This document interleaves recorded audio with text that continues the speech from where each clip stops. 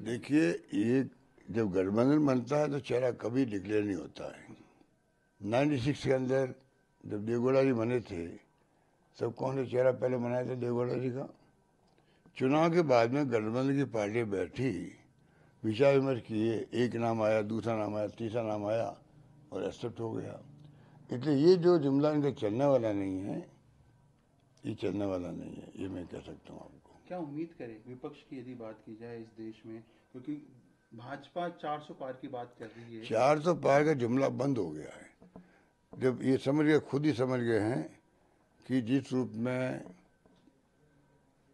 पहला राउंड, दूसरा राउंड, तीसरा राउंड होगा, अब तो बुखलाट ही बुखलाट है।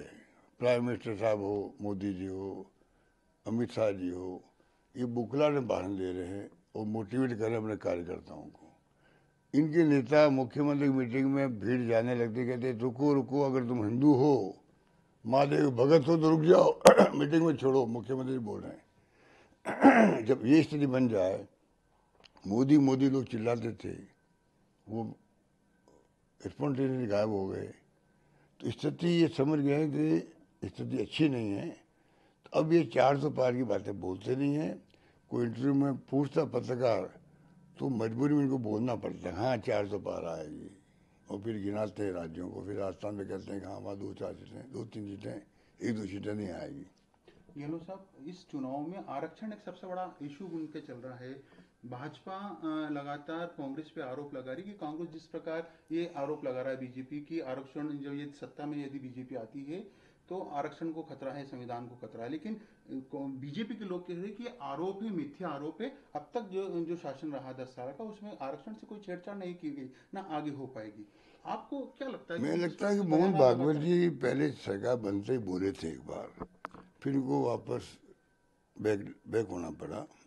तो ऐसी घटनाएं कई हुई जिससे कि लोगों को भ्रम पैदा हो गया। ये सच्चाई है कि भाई ये कुछ भी कर सकते हैं। 400 पार की बात ही क्यों कर रहे हैं?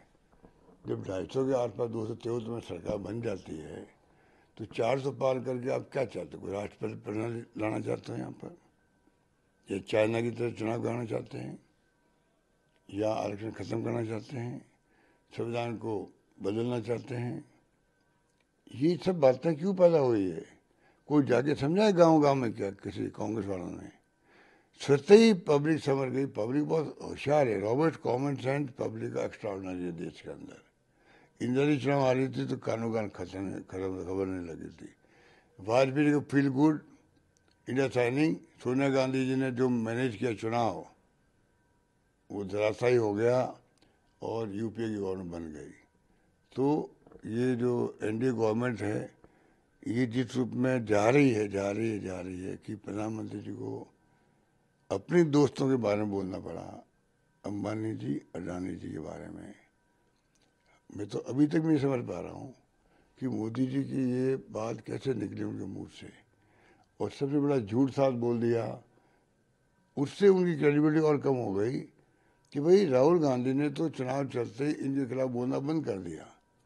जबकि जब मोदी जी स्टेटमेंट दे रहे थे तेलंगाना में, तब उस दिन भी, उसके एक दिन पहले भी, उसके 2 दिन पहले भी राहुल जी लगातार अडानी जी और अंबानी जी वाले बोलते हैं।